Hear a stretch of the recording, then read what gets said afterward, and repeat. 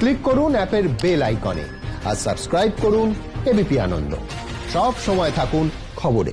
হাতরাসের ঘটনা কিন্তু এখনো পর্যন্ত আমাদের প্রত্যেকের মনে রয়ে গিয়েছে এবং আজ আমরা জানি উত্তরপ্রদেশের হাতরাসে তরুণীকে ধর্ষণ এবং খুনের মামলায় এলাহাবাদ হাইকোর্টের লখনৌ বেঞ্চে রয়েছে শুনানি।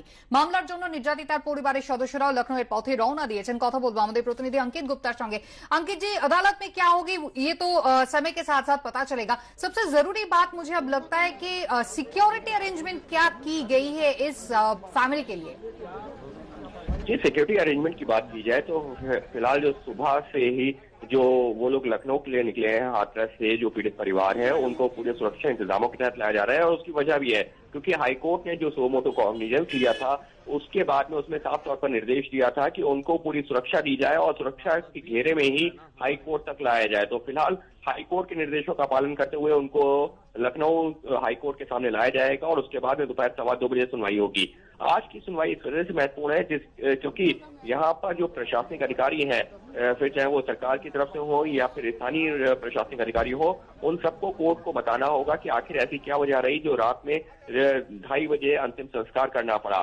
और उसके साथ ही पीड़ित परिवार का भी बयान होगा, उनको बताना होगा कि क्या उनकी मर्जी से हुआ था या नहीं हुआ था, क्योंकि प्रशासन लगातार यही कहता रहा है कि जो पीड़ित परिवार है उसकी मर्जी से ही रात में अंतिम संस्कार किया गया था, जिससे कि वहां गांव के हालात न बिगड़े। तो इस तरीके की दलीलें दोनों पक्षों की तरफ से दी गई हैं, लेकिन कोर्ट में जो है ये सुनवाई 2:15 बजे शुरू होगी, जब पता चलेगा कि आखिर सरकार और प्रशासन का क्या कहना है और वहीं पीड़ित परिवार ने अपना क्या पक्ष कोर्ट के सामने रखा। बहुत शुक्रिया अंकित। আদালত কি বলে সেদিকে অবশ্যই আমাদের নজর থাকবে কুসুমিতা, কিন্তু এই হাতরাস ঘটনার ক্ষত আমাদের স্মৃতি থেকে মিলিয়ে যেতে না যেতেই বিহারের বক্সারে দলিত মহিলাকে গণধর্ষণের ঘটনা ঘটল। সঙ্গে থাকা 5 বছরের শিশুকে খুন করে জলাশয়ে ছুঁড়ে ফেলার অভিযোগ। এই ঘটনাকে হাতিয়ার করে বিহারের আইন শৃঙ্খলা পরিস্থিতি নিয়ে প্রশ্ন তুলছে বিরোধীরা। দোষীরা ছাড় পাবে না, পাল্টা দাবি প্রশাসনের।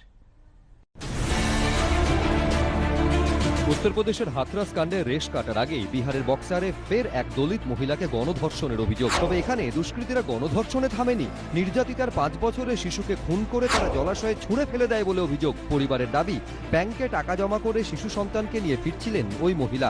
অভিযোগ, তখনই কয়েকজন দুষ্কৃতী দুজনকে অপহরণ করে নিয়ে যায়। ছেলের সামনে মাকে গণধর্ষণ করা হয় বলে অভিযোগ। পুলিশ সূত্রে দাবি, গণধর্ষণের পর মহিলাকে দেখে দুষ্কৃতীরা ভেবেছিল তার মৃত্যু হয়েছে।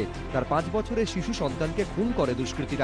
তারপর নির্যাতিতার শাড়ি দিয়ে দুজনকে বেঁধে কাছের জলাশয়ে ছুঁড়ে ফেলে দেওয়া হয়। दोनों को उस महिला के साड़ी में बांधकर वो रख दिया गया था और वो महिला जा रही थी दूसरे रास्ते से। यहाँ तक कैसे आई इसके बारे में अब तक पता नहीं चला। 10 बजे पैसा जमा करे गल बड़े 12 से 1 बजल तो खोजाए लगली तो ना पता चला। पैसा डाले खातिर बैंक में, स्टेट बैंक में अभी पासबुक आकुल ही संग ही ले बनी। ठीक। तो पैसा जो चौंगाई निखे अभी पहुंचे। अच्छा। ओलाहाट पर धल बना। নৃশংস এই ঘটনার কথা শুনে শিউরে উঠেছে সারা দেশ। অন্যদিকে বিহারের বিধানসভা নির্বাচনের মুখে এই ঘটনাকে হাতিয়ার করে নীতিশ কুমারকে একযোগে নিশানা করেছে বিরোধীরা। তাদের প্রশ্ন, নীতিশ জমানায় আইন শৃঙ্খলা ভেঙে পড়েছে।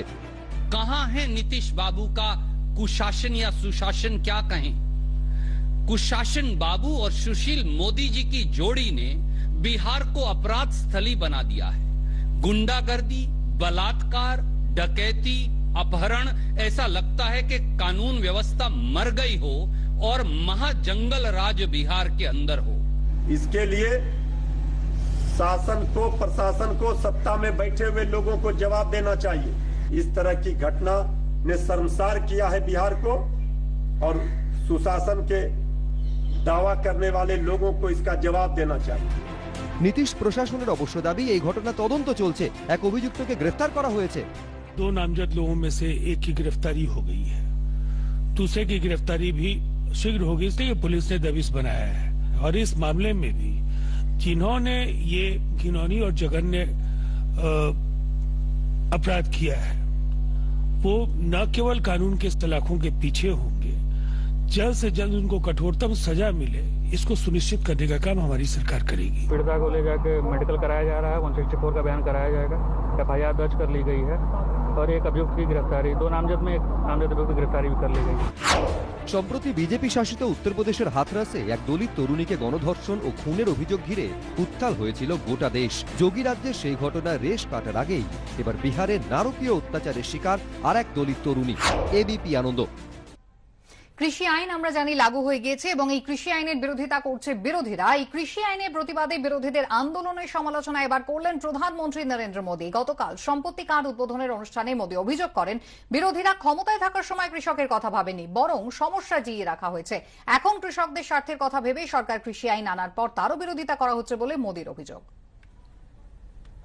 इतने वर्षों तक जो लोग सत्ता में रहे उन्होंने बातें तो बड़ी बड़ी की, उन्होंने गांव और गांव के गरीब को ऐसी ही मुसीबतों के साथ छोड़ दिया। अभाव में रखना कुछ लोगों की राजनीति का आधार रहा, ये इतिहास बताता है, भूतकाल बताता है। इन लोगों का तो यही रहा कि गांव की समस्याएं बनी की बनी रहे, लोगों की समस्याएं बनी की बनी रहे, ताकि उनका काम चलता रहे। और इसलिए कामों को अटकाना, लटकाना, भटकाना, ये उनकी आदत हो गई थी। आजकल इन लोगों को खेती से जुड़े जो ऐतिहासिक सुधार किए गए हैं उनसे भी दिक्कत हो रही है। वो लोग बौखलाए हुए हैं। ये बौखलाहट किसानों के लिए नहीं है, खुद की दुनिया जो अब देश समझने लगा है ना, उसकी परेशानी है।